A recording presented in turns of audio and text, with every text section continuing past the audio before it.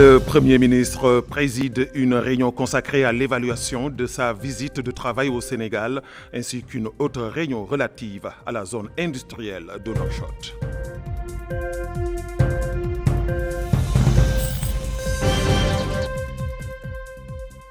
L'Agence nationale pour l'emploi lance un programme d'appui aux collectivités locales visant à promouvoir l'emploi et à renforcer leurs capacités en matière de ressources humaines qualifiées.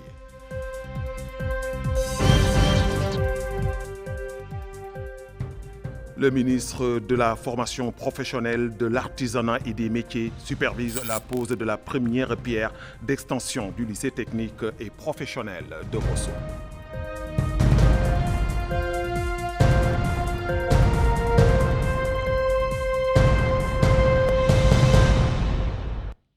Merci de vous joindre à nous. Le Premier ministre, M. Mokhtar Ould Ndiaye, a présidé aujourd'hui à la primature une réunion consacrée à l'évaluation de sa visite d'amitié et de travail en République du Sénégal qui s'est déroulée les 8 et 9 janvier 2026. Cette réunion s'est tenue dans le but de renforcer la coopération entre les deux pays par le suivi et la mise en œuvre des résultats de cette visite. La réunion a salué les résultats significatifs obtenus lors de la visite ainsi que les accords et ententes signés qui couvrent des domaines d'une importance capitale. À l'issue de la réunion, le Premier ministre a instruit les ministres respectifs de suivre de près les résultats de la visite et d'en assurer en pleine la mise en œuvre afin de consolider davantage les relations privilégiées entre les deux pays. Le Premier ministre, M. Mokhtar Ould Ndiaye, a également présidé ce soir une réunion concernant la zone industrielle de Nouakchott. Cette réunion s'est tenue conformément aux directives du président de la République, M. Mohamed Ould Cheikh El Ghazouani, visant à développer les infrastructures industrielles et à renforcer l'attractivité des investissements. La réunion était consacrée à l'examen du rapport du comité technique chargé d'identifier le site le plus approprié pour la création d'une zone industrielle dans la ville de Nouakchott. La réunion s'est conclue par la sélection du site parmi les options examinées par le comité. Enfin, le Premier ministre a donné pour instruction d'accélérer les procédures nécessaires afin de garantir les conditions optimales pour la création de cette zone conformément aux normes requises. L'Agence nationale pour l'emploi a lancé ce mardi au Palais des Congrès, Makhtar Ould Dada à Nouakchott, les activités du programme d'appui aux collectivités territoriales pour l'emploi sous le slogan « Notre pacte, créer des emplois locaux pour les jeunes et soutenir les collectivités territoriales en ressources humaines qualifiées ». Explication Maïmouna Lo.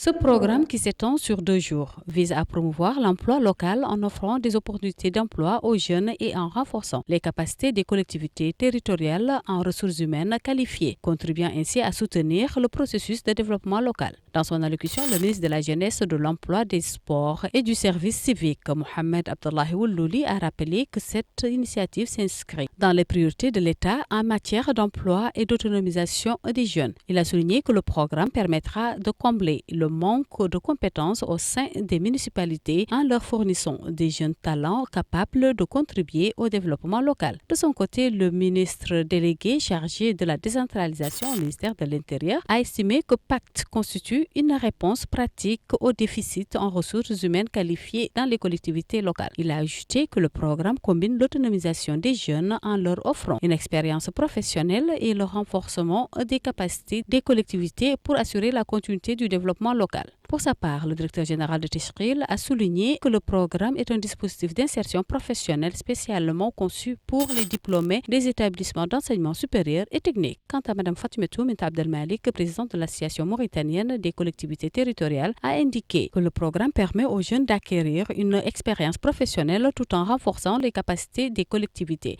grâce à des compétences qualifiées favorisant ainsi la justice territoriale et un développement local durable. C'est dans ce siège que le président de l'Association des maires mauritaniens, a souligné que le développement des capacités humaines représente l'un des plus grands défis auxquels sont confrontées les collectivités territoriales, soulignant que ces dernières constituent un véritable levier pour la création d'emplois directs et indirects. Ce programme entend ainsi contribuer au renforcement des capacités locales et à l'amélioration de l'emploi au niveau des collectivités. Nous allons à présent dans la wilaya du Trarza où le ministre de la Formation professionnelle, de l'Artisanat et des Métiers a présidé ce matin à Rosso la pose de la première pierre de l'extension du lycée technique et professionnel.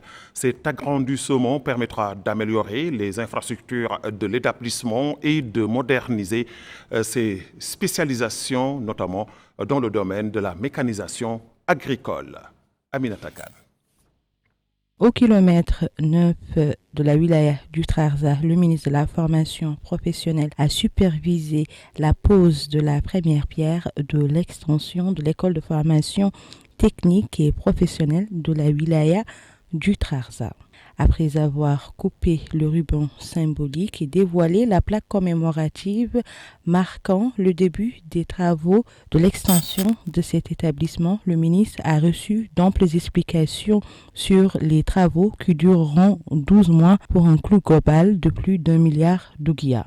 Le ministre de la Formation professionnelle, de l'Artisanat et des Métiers a souligné dans ce cadre que depuis l'accession du président de la République, Mohamed Ould Cheikh Al Ghazouani, au pouvoir, une attention particulière a été accordée au secteur de la formation professionnelle, ce qui a permis de réaliser un bond qualitatif dans sa capacité d'accueil. Ajoutons que l'extension permettra au centre de fournir un cadre pédagogique moderne, sûr et efficace qui améliorera la qualité des formations dispensées et les rendra plus adaptées aux besoins du marché. Le ministre a souligné en outre le soutien apporté par le gouvernement de la République fédérale d'Allemagne à notre pays, ce qui reflète la profondeur des relations d'amitié et de coopération entre les deux pays dans le domaine du développement du système de la formation professionnelle et de la préparation des compétences nationales capables de contribuer à la construction d'une économie nationale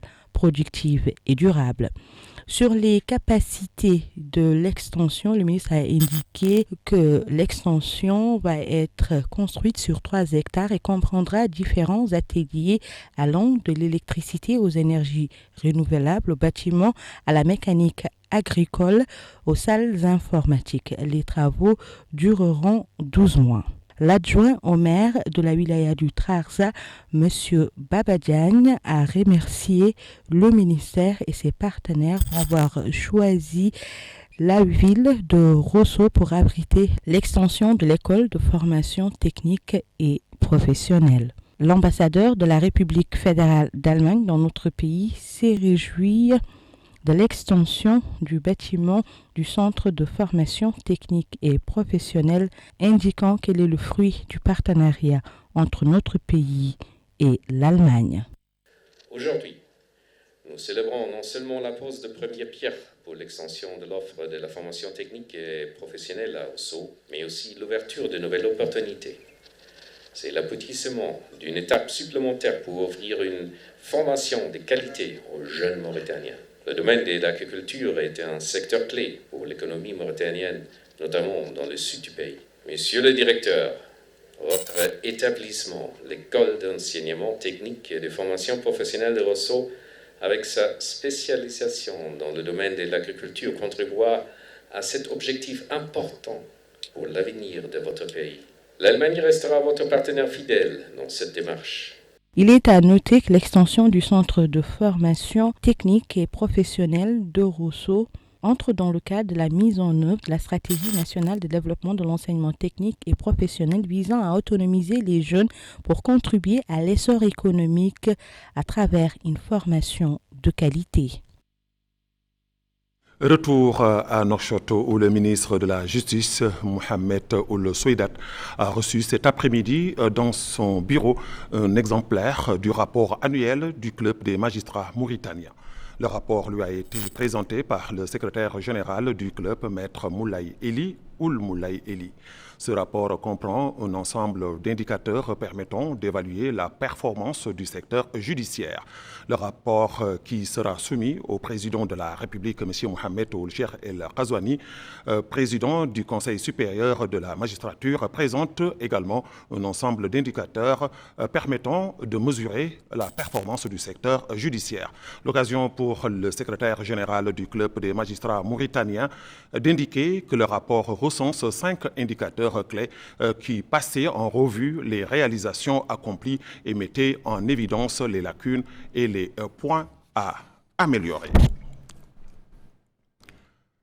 Le ministère de la Justice, la Délégation générale pour la solidarité nationale et la lutte contre l'exclusion, Tahazour et UNICEF ont signé un accord de partenariat pour la réhabilitation du centre d'accueil et d'intégration sociale pour enfants en conflit avec la loi. Cet accord vise notamment à renforcer les infrastructures du centre et à proposer des formations aux enfants en conflit avec la loi.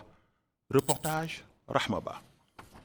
Le ministère de la Justice, la Délégation générale à la solidarité nationale et à la lutte contre l'exclusion Tahazour, ainsi que l'UNICEF, ont signé une convention de partenariat pour la réhabilitation du centre d'accueil et d'intégration sociale des mineurs en conflit avec la loi. Dans son allocution, le représentant de l'UNICEF dans notre pays a déclaré que la signature aujourd'hui de cette convention s'inscrit dans le cadre de la révision du système de protection des enfants en conflit avec la loi. Il a souligné que ce programme, mis en œuvre avec l'implication de plusieurs départements ministériels, permettra de favoriser la réinsertion des enfants au sein de leur famille tout en garantissant le respect de leurs droits fondamentaux. Cet accord porte sur plusieurs volets, notamment la mise à disposition et à la réhabilitation des infrastructures du centre, ainsi que la formation éducative et l'accompagnement nécessaires à la réhabilitation et à l'intégration sociale des mineurs accueillis. Le ministre des Affaires économiques et du Développement a présidé aujourd'hui à Nouakchott une session consacrée à l'examen et à la discussion du plan d'urgence multidimensionnel 2026. Ce plan vise à apporter un soutien à plus de 471 000 réfugiés, rapatriés et communautés d'accueil grâce à une approche multidimensionnelle englobant la sécurité alimentaire, l'eau, l'assainissement, la santé et l'éducation. C'est un reportage de Baïla Bokarba.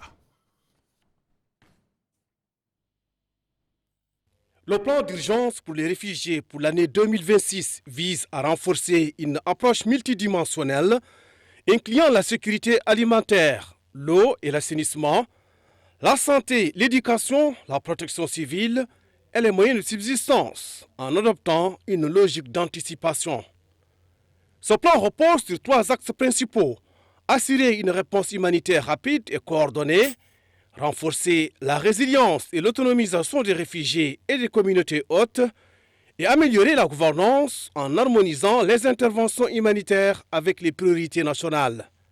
Pour le ministre des Affaires économiques et du Développement, Abdoulaye Souleymane Cheikh Sidiya, le programme de développement local ciblant les réfugiés et les populations hôtes revêt une importance particulière, car il reflète la volonté gouvernementale mauritanienne de dépasser l'approche purement humanitaire et adopter une vision basée sur un développement régional global et durable. Il a indiqué que cette vision s'inscrit dans le cadre du programme du président de la République, M. Mohamed Ould Cheikh El Ghazouani, Mon ambition pour la patrie, qui place la justice sociale, la réduction des inégalités et la protection des groupes vulnérables au cœur des politiques publiques, à travers l'adoption d'une approche basée sur la résilience, la stabilité et le développement humain. Il a rappelé que l'attention accordée par la Mauritanie au dossier des réfugiés a été un moteur pour la présence et la participation active aux diverses activités internationales concernant cette question. Ainsi, le rôle du système durable adopté par les autorités mauritaniennes et les communautés locales pour faire face à la situation des réfugiés a été salué à sa juste valeur par le système des Nations Unies. Je souhaite exprimer notre profonde reconnaissance au gouvernement mauritanien pour la collaboration et la confiance renouvelée envers le système des Nations Unies en Mauritanie. Ensemble, nous avons bâti un partenariat solide au service des populations pour soutenir le développement, consolider la paix et répondre aux besoins des plus vulnérables. À mon arrivée en Mauritanie en novembre 2022 avec ma collègue du HCR, le camp de Mbera comptait environ 80 000 réfugiés. Retenez ces chiffres. Novembre 2022, 80 000 réfugiés, dont 9 000 réfugiés qui vivaient hors camp. Aujourd'hui, nous recensons plus de 300 000 réfugiés dans le Haut et Chargui, dont 120 000 dans le camp et 180 000 hors camp. Cette évolution témoigne de l'intensification des flux en provenance du Mali. Dans un contexte mondial marqué par la contraction de l'aide humanitaire, il est donc aujourd'hui crucial de préserver les financements existants, d'améliorer la coordination et d'investir dans des systèmes renforçant durablement les capacités locales. Enfin, j'espère que cette réunion renforcera notre coordination collective et notre engagement envers les personnes contraintes de fuir la violence et le conflit. La rencontre a également donné lieu à la présentation du bilan du plan 2025. Un soutien a été apporté à plus de 471 000 personnes, réfugiés, rapatriés et populations hautes. Les besoins financiers totaux pour le plan 2025 ont été estimés à environ 152 millions de dollars, mobilisés par 15 partenaires au développement. La Commission des affaires économiques de l'Assemblée nationale a consacré sa réunion ce matin, présidée par le député El Eid Mohamed Mbarek, président de la Commission, à l'examen des deux projets de loi suivants. Un projet de loi autorisant la ratification du contrat de financement signé le 1er octobre 2025 entre la République islamique de Mauritanie et la Banque européenne d'investissement, destiné à contribuer au financement du projet de corridor régional de transport d'électricité en Mauritanie. Projet de loi autorisant la ratification du protocole financier signé le 31 octobre 2025 entre le gouvernement de la République islamique de Mauritanie et le gouvernement de la République française, destiné à contribuer au financement du projet de construction de 10 centrales solaires équipées d'unités de stockage. La commission a ensuite suivi un exposé du ministre des Affaires économiques et du Développement, M. Abdallahi Souleymane Cheikh Sidiya, qui a présenté les objectifs des deux projets de loi surmentionnés et les caractéristiques de chacun d'entre eux. Un atelier visant à valider le projet de loi sur les procédures civiles, commerciales et administratives a débuté ce matin à Nouakchott-Ouest. Un atelier qui durera 3 jours a pour objectif de permettre l'échange de points de vue et d'expériences afin d'élaborer un texte juridique complet, équilibré et appréciable en phase avec les mutations que connaît le système judiciaire national. Aminata Khan.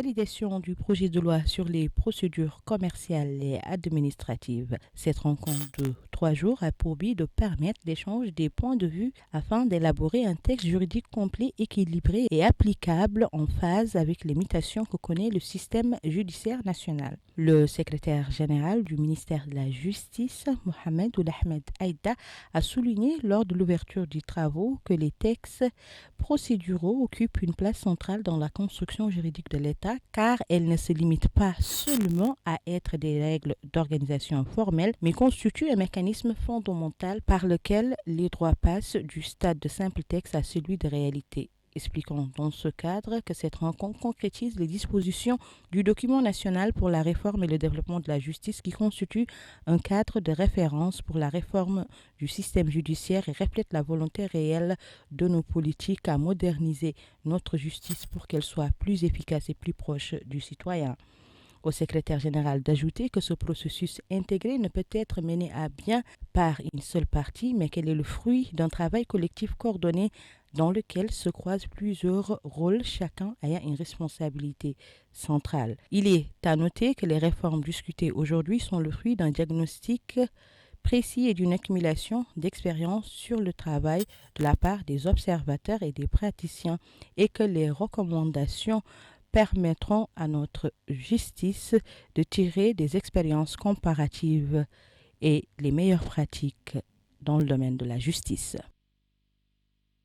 Une délégation de la Commission nationale des droits de l'homme, présidée par le Dr El Bekkay Ould Abdel Malik, président de la Commission, a participé à la conférence du réseau arabe des institutions nationales des droits de l'homme et à sa 25e Assemblée générale qui se sont tenues les 12 et 13 janvier 2026 à Manama, capitale du Royaume de Bahreïn.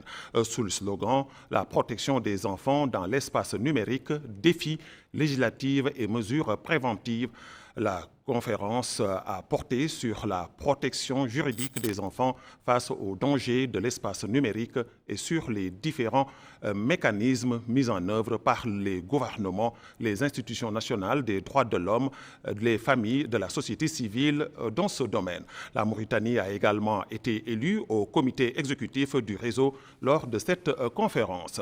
La déclaration finale de la conférence comprenait plusieurs recommandations visant à atténuer l'impact des cybermenaces sur les droits de l'enfant.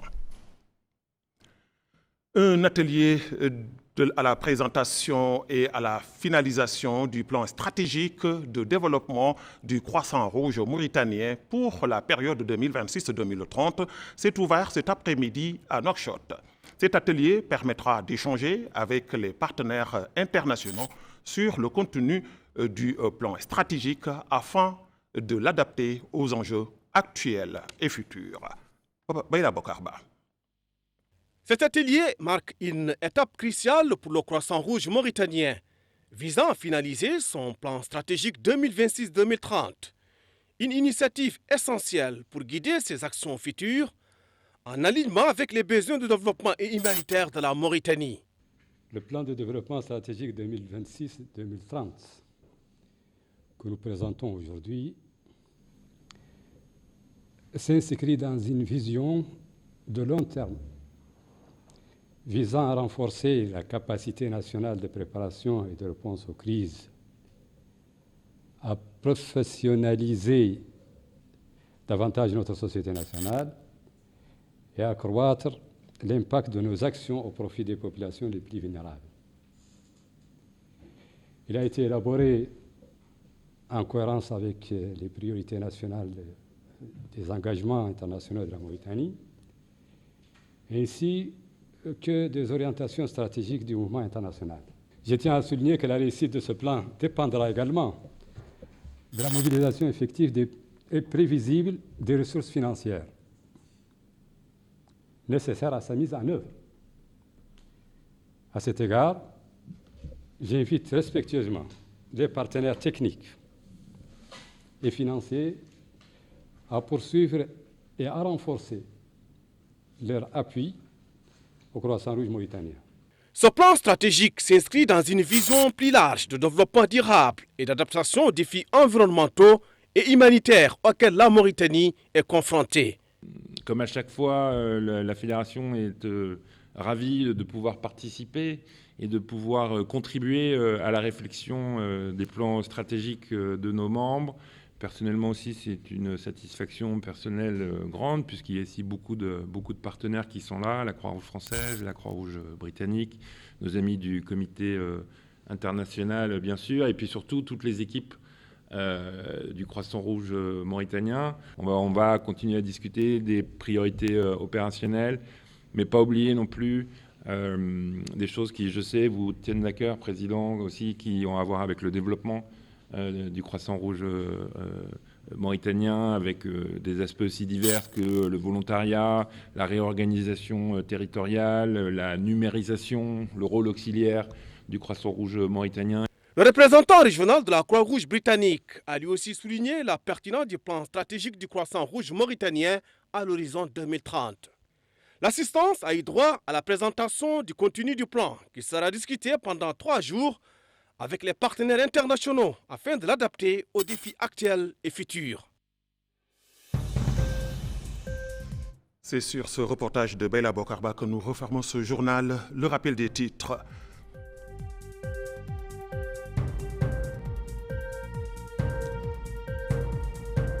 Le Premier ministre préside une réunion consacrée à l'évaluation de sa visite de travail au Sénégal, ainsi qu'une autre réunion relative à la zone industrielle de Nouakchott.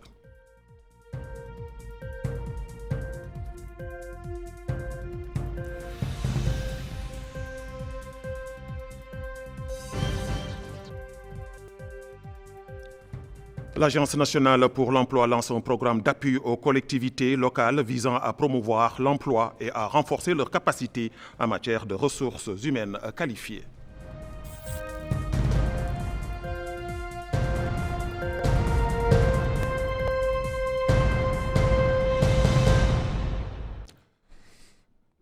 Merci de votre fidélité. Bonsoir.